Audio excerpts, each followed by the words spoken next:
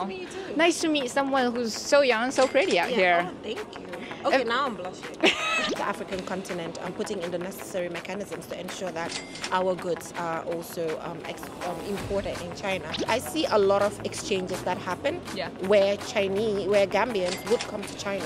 Now I want to see more of Chinese coming to Gambia. The 2024 FOCAC summit is underway here in Beijing, and it is arguably the largest diplomatic events going on here in the Chinese capital in recent years. As you can probably tell, loads of reporters from lots of countries. And this time, over 50 African countries have been invited, solidifying their existing relationship. Well, also, hi, I just met my friend. Hey, how's it going? Hi. Solidifying their existing relationship while also seeking new areas of cooperation. And normally, I would assume those areas to be, technology like 5G and EVs. But this girl I met at the media center, who is as young as me, shared a brand new perspective. So you said you host a youth show. Yeah, a youth show. We didn't see a lot of people who's, as I said, as young as you do. So what are some of your main focus here?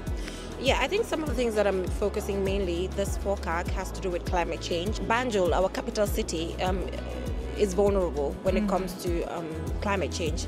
Sea level rise, to be specific. I'm keen around this area just to make sure that, like you said, our beaches and other little, natural resources we have are protected. So there's this joint declaration between China and Africa in relation to combating climate change.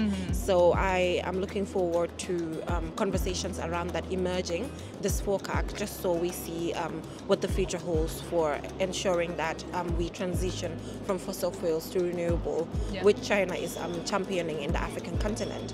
Also trade, I'm very interested in trade because a lot of young people in Gambia are, starting businesses and are doing so well with their branding and ready to export products.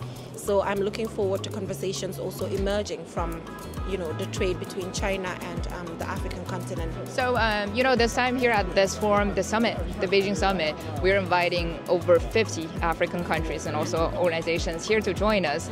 As a representative from a relatively smaller country, do you feel like China treat everybody equally? Yeah, I think China's doing really well when it comes to that. Okay, for me, one thing I really admire about the China-Africa cooperation is the fact that the Chinese government does not interfere in politics, the governance does not interfere with anything that has to do with how we get to rule our own country. Our sovereignty is guaranteed with a China-Africa cooperation.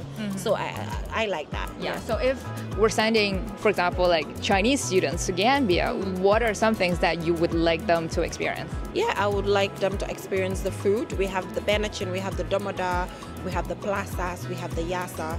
These are all traditional dishes that I would want them to try. Also, we have, different tourism sites that they can visit. We have the Kachakeli crocodile pool. We have the arch. Crocodile pool with actual proper. With actual crocodiles. Are you serious? Yeah, and you can actually touch them and play with them. Crocodiles? Yes.